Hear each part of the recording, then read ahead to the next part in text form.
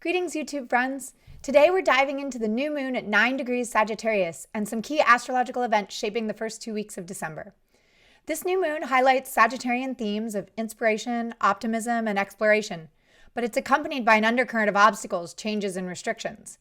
In today's video, I will cover how the new moon aligns with a key Nasdaq natal stellium, and we'll also explore key transits in the first 2 weeks of December, including the Mercury inferior conjunction and the Mars station retrograde on December 6th. There's a lot to explore, so let's jump in. Okay, so this is the new moon chart set for New York City. Because I study financial astrology, I typically set most of my charts to the location of the New York Stock Exchange, which is New York City. The new moon is falling at 9 degrees Sagittarius. This sign is associated with inspiration, optimism, and exploration, both mental and physical.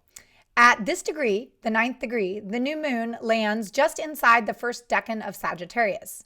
Now, you might be asking, what is a decan? Decans are a mathematical division of the zodiac. You break each 30-degree sign down into 3 equal 10-degree parts. Each of those 10-degree segments then has its own distinct energy and its own specific planetary ruler. The first decan of Sagittarius is ruled by Mercury, and it carries the themes of speed and movement. Think bold actions, fast ideas, and a drive to explore. However, Mercury, the ruler of this decan, is currently retrograde, and retrograde motion shifts the focus towards reflection and reevaluation, which can often lead to changing minds, shifting positions, and in the financial markets, whipsaw price action. So let's take a look at some of the aspects that the new moon is making. So the first one we'll look at is Mars.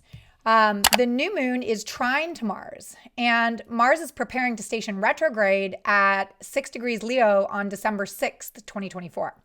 So while trines often indicate smooth energy flow, this connection carries some tension due to Mars's precarious position. Mars, the planet of action, drive, and determination, is in the first decan of Leo, which is ruled by Saturn. This decan highlights themes of structure, discipline, and accountability, which can clash with Mars's natural impulse for bold, unrestrained action. Adding to the complexity, Mars is slowing down to station retrograde, creating an environment where forward momentum may feel restricted, frustrations may surface, and ongoing conflicts may take center stage.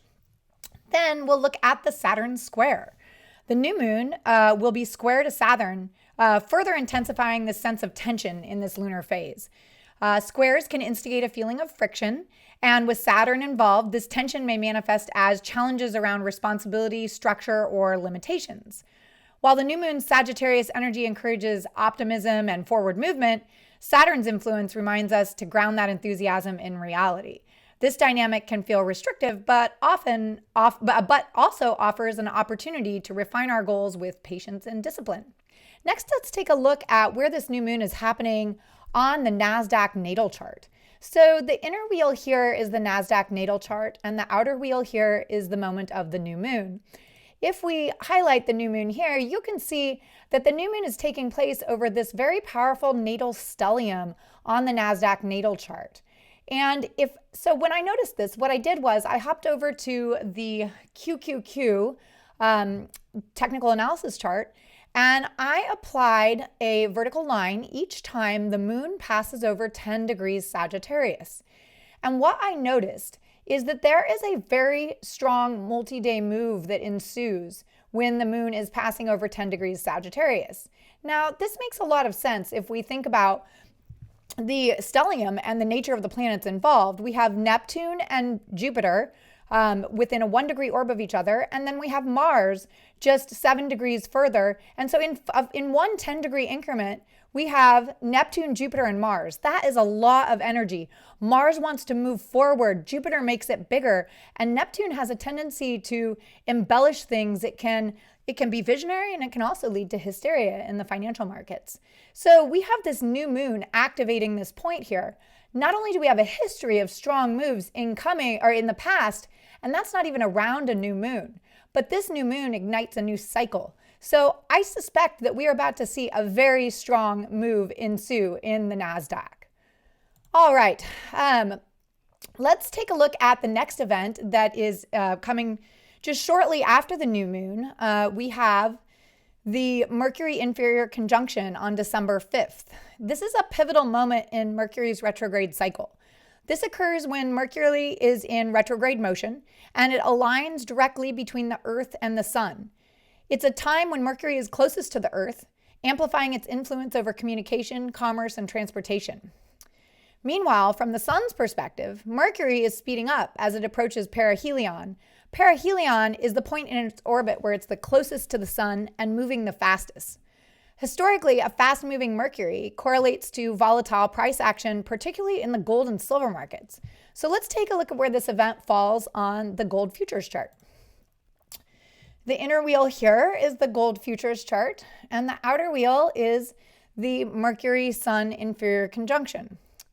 And if you notice, this conjunction is also activating a Neptune north node in this case, and Mars stellium on the gold futures natal chart. So this has the very high probability opportunity to also incite a very strong move in gold.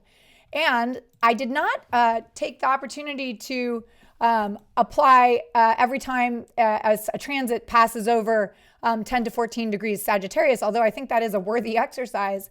But what I do actually, and I've been tracking for quite a few years now, is the Mercury, Sun, Earth alignments, and so it depends on which perspective you look at it from.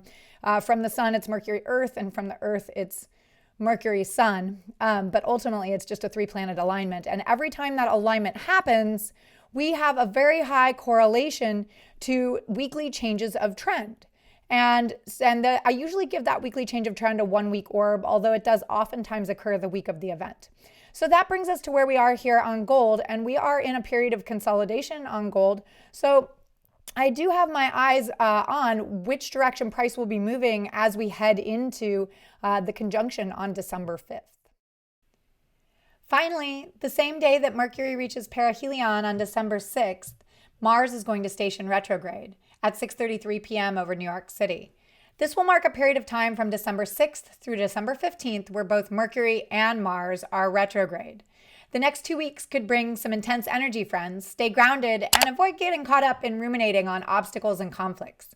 This Mars retrograde period has some powerful aspects, which I'll cover in my next video. That's a wrap, friends. If you found this video interesting and useful, please make sure to like and subscribe and turn on the notifications so you don't miss the next update. Until next time.